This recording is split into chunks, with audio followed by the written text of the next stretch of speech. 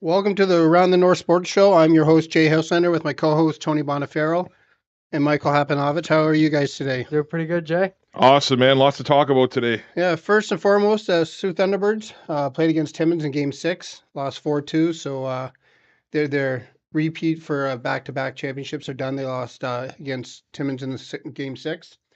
High school soccer, we just received the results, so we're not going to be able to post those. We'll be able to post them, later today, but not mentioned today. NASA Badminton, Camden O'Neill with St. Mary's got a gold. Junior doubles ended up with a gold. Daniel Guzzo with a bronze, and the junior division first overall. Other than that, Cora's Ella Hayes and Dylan Garson are committed to Algoma for cross country.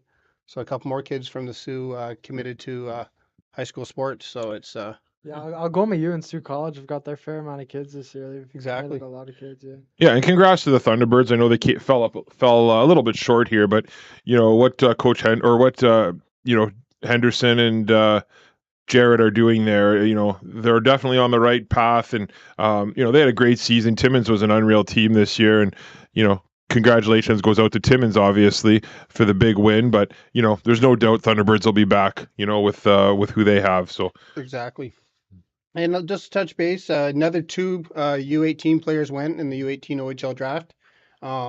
Maverick Fletcher to Sudbury. Sorry, not to Sudbury, sorry, from Sudbury, he went to Erie. And Jacob Smith went to the Ottawa 67s. Yeah, congratulations to both players. We've seen Jacob Smith play a little bit, and he's another one of those kids, man. You know, he worked his butt off. He deserved to be drafted. He was one of the better players out there this year from the U18s, and he really stood out. So congratulations to Jake, and hopefully he can, make some noise next year in Ottawa. And we're talking about Ottawa 67s. Tony and Mike, I don't know if you know, Jack Mateer got called up to Milwaukee Admirals, Nashville's farm team. So another Sioux White going to the pros. Good for him, yeah. Yeah, no surprise there. He deserved it. Good for him. Props to Jack. We've interviewed him a couple times, I think, on the show, and despite his father, he was still able to make it, right, Mark? So, congratulations we have goes a out story to there Jack. that we'll probably talk about. yeah. Mike might not know, but the other thing I'd like to just touch base on is congrats to all the 3-on-3 winners, right from the ages of 5 years old right up to men's and women's open. So it's a nice weekend. They raised money for charity, so that's really nice. And one of the last local things, John Dean and Andrew Gibson at the U18s from the Greyhounds won a bronze. So I don't know if either one of you saw the game at all, but yeah, I watched quite a bit of it. They, congratulations to them. Great job. One thing though, if you don't mind, I'm gonna go on a mini rant here about the 3-on-3. I mean, listen, congratulations to the winners. Congratulations to the teams that won. But, you look at some of these teams that were put together and guys, these are kids. Like, you're talking about, kids that are like 8, 9, 10, 11, 12, 13. And these parents are literally creating super teams, like just putting all the studs together and then, just blowing teams out under the water. And it's like, It's terrible. come on, guys. It's like, No it's, fun. Yeah, it's really not, good for you. You smashed a bunch of kids with, who weren't at the same caliber, but like, it's just crazy, right? These little, that you see super teams being built at a 3-on-3 level. It just doesn't make sense to me. 21st century sports. Man, it's Sioux hockey, dude. It's Doesn't matter. ludicrous. And one thing, Michael, we'll touch base with you again. We talked about last week, but you guys are headed away this weekend for the U18 Blackstock. Can you talk a little bit about that? Yeah, so this weekend we played the Pickford Panthers this Saturday. We have a doubleheader starting at noon.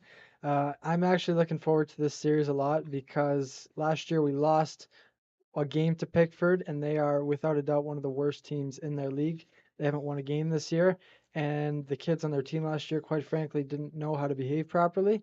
So, you know what, going into there this weekend, I really hope that we can take both games, and I just don't want Pickford to win at all because their kids don't deserve it. Coaches are fine because I've had problems with the past coaches, but it's just the players. I can't stand them. And Bono, I know before the show you're talking about Michael's crown. This week I'll give it to Michael. He can tell us his accomplishment in practice this week. Yeah, so I went to practice yesterday with me and my dad, and we went at Elliott Field. I hit a 300-foot bomb over center field. First home run ever, even though it was in practice. It was a hard line drive right over the fence. Well, I'll say this weekend, if I were betting this weekend, I would take Pickford now to beat you guys since you're so great at picking losers all the time. So if you're picking you guys to win, obviously Pickford's taking it to you guys. So You know what? Maybe they improved this year. Maybe the kids got a bit more mature. But I'll tell you, based off last year, they didn't know how to behave at all. But we'll see.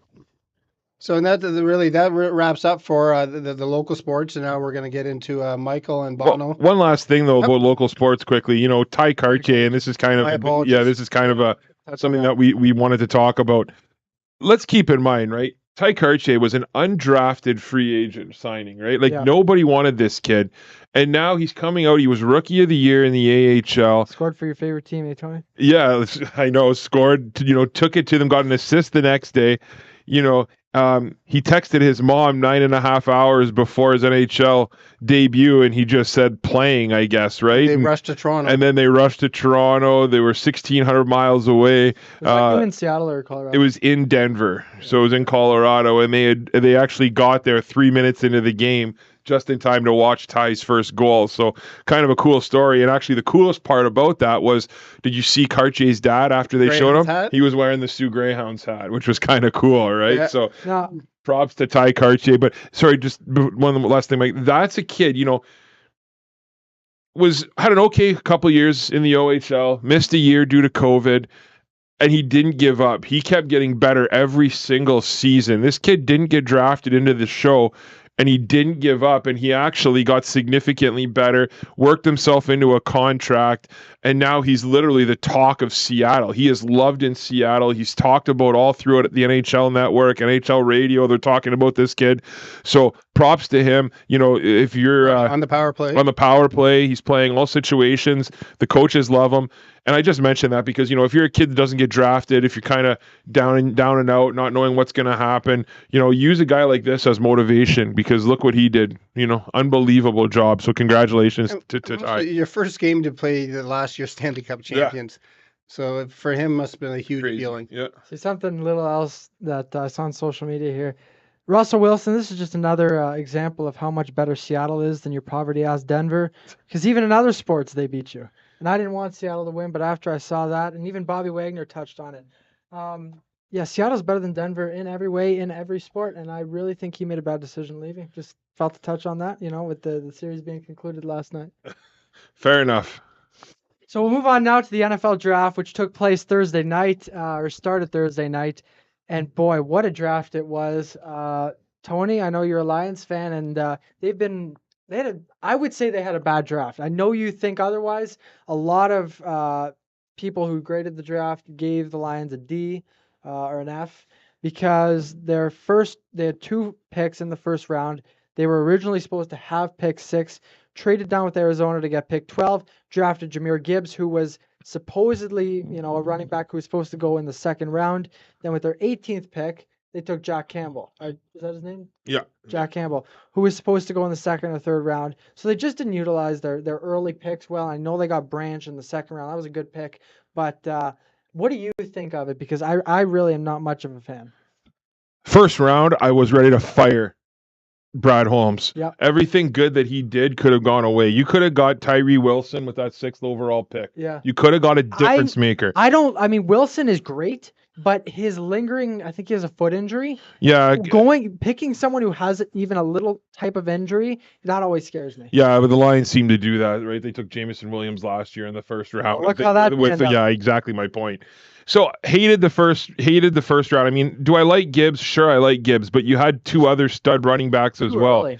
Campbell, we needed a middle linebacker. There's no question. However, again, you could have got him later on in the draft. Branch Now there was are a pick, though. there are reports that Gibbs would have gone 15 to the Patriots had he still been there, which is why the Lions felt like they needed to take him. Why didn't the Lions take Christian Gonzalez? Well, so the knock on Gonzalez is pretty simple.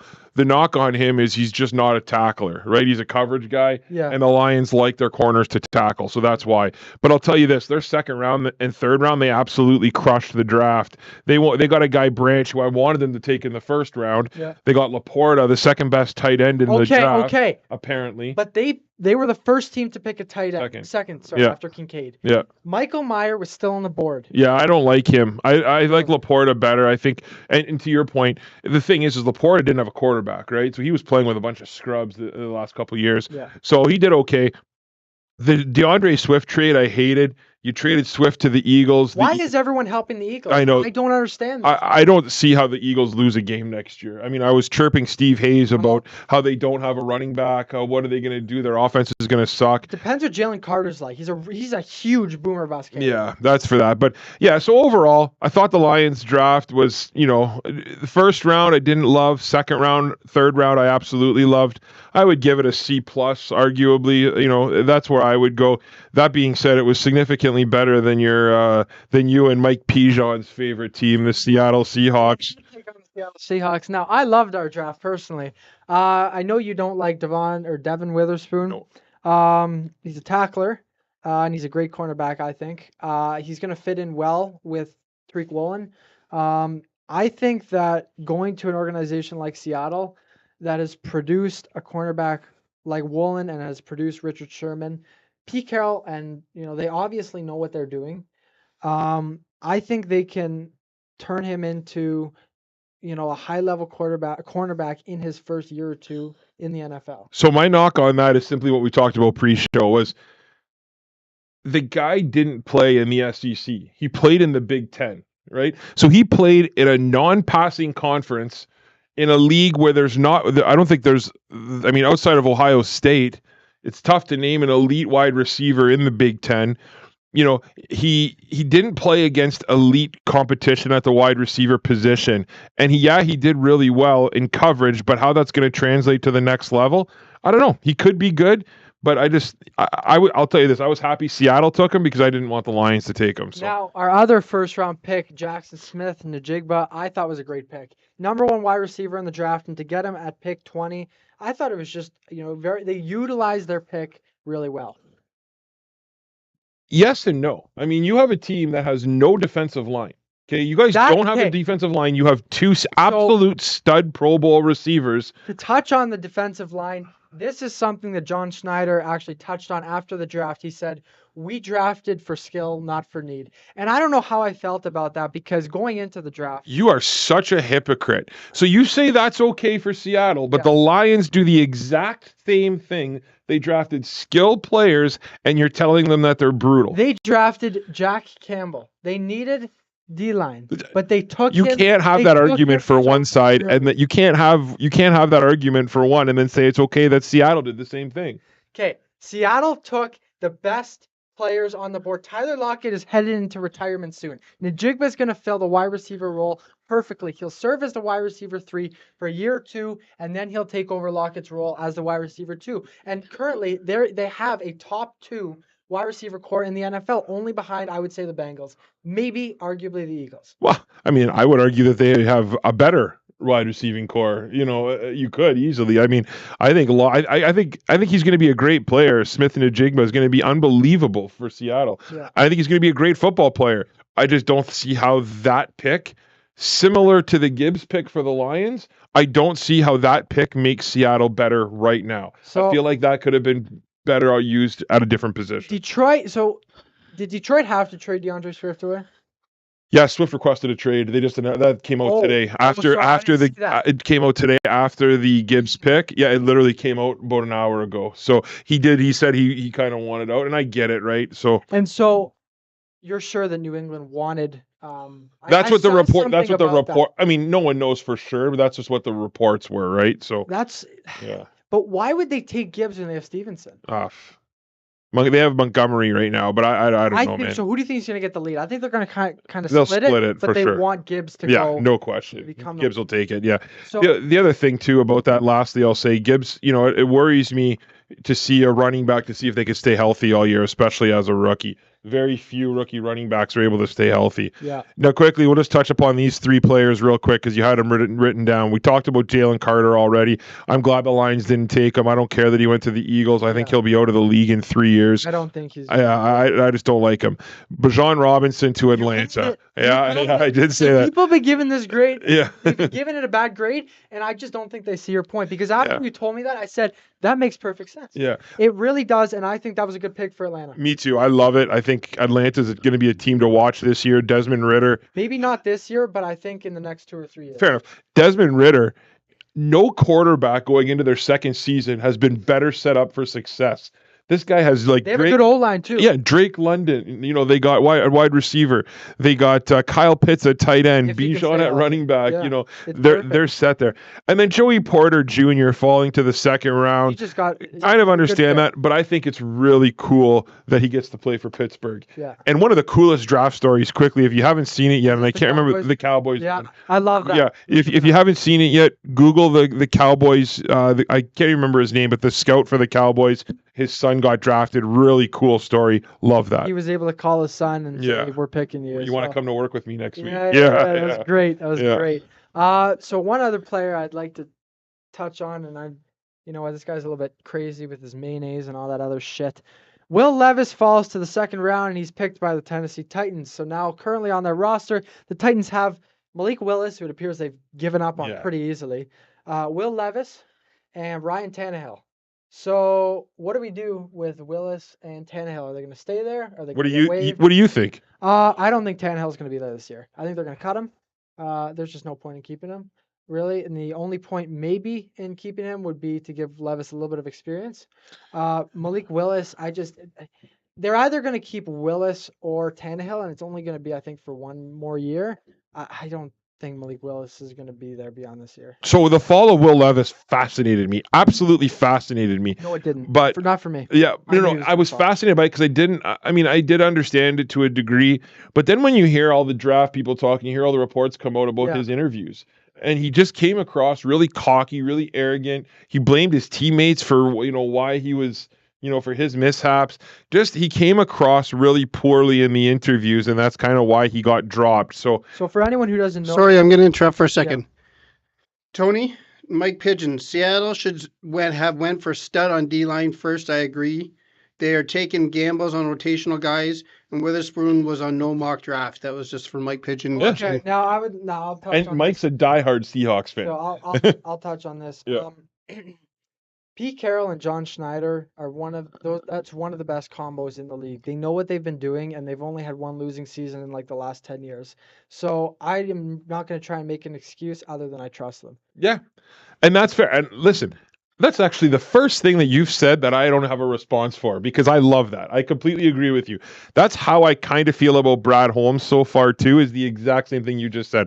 I trust them so far. Again, I just think that if they would have gone after any D lineman that was still there, it would have made their team better this season. All right. Lamar Jackson, we'll talk about this real quick. I don't really care. Good for him. I'm glad he got his money. He got his $185 million, How much was Hurts guaranteed? 160, 170 some Look million. at what it is with all these NFL players. Oh, I want to be the highest paid. I want to be the highest paid. And we saw last year with Devontae. Yeah, Tyreek Hill, there's a little feud, and then I think Tyreek got $1 million more than Devontae. yeah, exactly. Who cares? I know. Play for your team. Win Yeah. a chip. So good for Lamar. Good for Baltimore. I think Baltimore definitely got better at the draft too. Jay Flowers. Yeah, It's a good pick. Good So, good for Lamar. We talked a lot about him, but we'll move on from that. So one other thing to touch on for Will Levis before we continue to the NHL. So he was supposed to be a top 5 pick. He had a 90% chance to be picked in the top 10, less than a 1% chance he'd fall out of the first round. Tony, I don't know if you could give me an answer to this. How much money would you have made if you had put $10 on him to fall out of the first round? Yeah, quite a bit actually. I Yeah. mean, it was I forget what the odds were. I didn't actually check, but So he that's was how big definitely he- favored to go. But that also goes to show, don't believe any Reddit articles that come out the Yeah, I day saw before the that. draft that said Levis was going first overall. So yeah, just ridiculous. But But Yep. that just shows that, like a fall can happen at any oh, time, for sure, really. good for him. All right, let's talk NHL playoffs. This is exciting. I need Tell me I'm right. Just start off by tell me I'm right. Just say it. Just tell me I'm right. You are the one who was going absolutely. Seattle won 4-3. Seattle won 2-1 Thank you. last night. Okay, they Thank won you. 2-1. They Thank won you. the series by 1 goal. Congratulations. This is like it seems like you're a Kraken fan now more than a Blackhawks fan. You're lucky. I mean, you're lucky that our show got cut off last week because the viewers didn't hear the tangent and the names that you called me last week when I said Seattle was winning this series. So this is just my opportunity to sit here and gloat and, never question your elders. Michael's speechless. You questioned the Panthers, didn't you? Yeah, well, Yeah, you did. Anyway, the point is I did think the Kraken were going to beat Colorado. I didn't. I think the Kraken have a real good shot to go on, in the next round as well. Okay. They're just Who do they play? Dallas? Dallas. Not happening. I don't trust. It's not happening. Peter DeBoer is the worst coach in NHL history. Dallas is going to the conference final. No chance. Yes, I can't see it happening Yes, at all. they are. Dallas. I'll tell you a team that's going to the Stanley Cup Finals is the Toronto Maple Leafs. That is a complete lock. Leafs. I'm the Leafs fan here. All right. I was the one who almost started crying when they scored a goal on Saturday. Oh my gosh, what a game that was. So I'm going to tell you this. I want your theory. I have a theory on this, and I believe this. The relief on Sheldon Keefe's face, the relief on Kyle Dubas's face, the relief, Just extension contracts, that's all. 100%. But the relief on the players, I truly believe now that they've won this game, watch how loose they play. They're going to start playing loose now. All the pressure's off of them. They have no pressure now. They're going to start playing fun hockey. They're going to go out. They're not going to be gripping their sticks too tight. I think you're going to see a more relaxed style team, and I think that they're going to walk their way to the Stanley Cup Finals. I really, truly do. I don't want to sound cocky, but I think that the most that Toronto takes against Florida is 6. Yeah. I think it's going to be a 4-2 series max. If Florida wins, I would be fine with that because Toronto did what I needed them to do, but I do think that they could and should win this series. Sorry to interrupt here. Just did a little homework. Peter DeBoer, you keep on saying the worst coach in the I hate him. NHL. 197 games, 560 wins, 400 losses, 137 ties. For what teams So, and who did he yeah, have well, behind they- him? Exactly, but I Who did he use have behind him? coaching record-wise, he's not can't be the worst But it's record. who do you But have it's who, behind him? yeah, and that's my point. This guy coached the Las Vegas Kings for a number of years, Who? or Las Vegas Golden Knights. Sorry, The Golden Knights have yeah, not had a the bad Golden season yet. no. But my point is he was coaching all-star teams. Yeah. This is when that team was stacked and loaded, and he could barely get them into the playoffs. 196 games, 98 wins, 50 losses. Yeah, and then what's his playoff record? Not sure. Have to look it Exactly. up. He did nothing. So I just don't like him. I never liked him from his time at the Kitchener Rangers. But again, my thing about the Leafs is this. They're going to play good, fun hockey now. And I would love nothing more than a Leafs-Oilers finals for one reason. Can you imagine the torture that would do to Gary Bettman?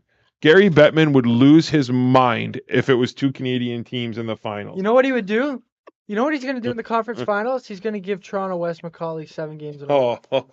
But that's going to do if it's Edmonton and Toronto final. Yeah. That's going to put Arizona and Quebec. Yeah.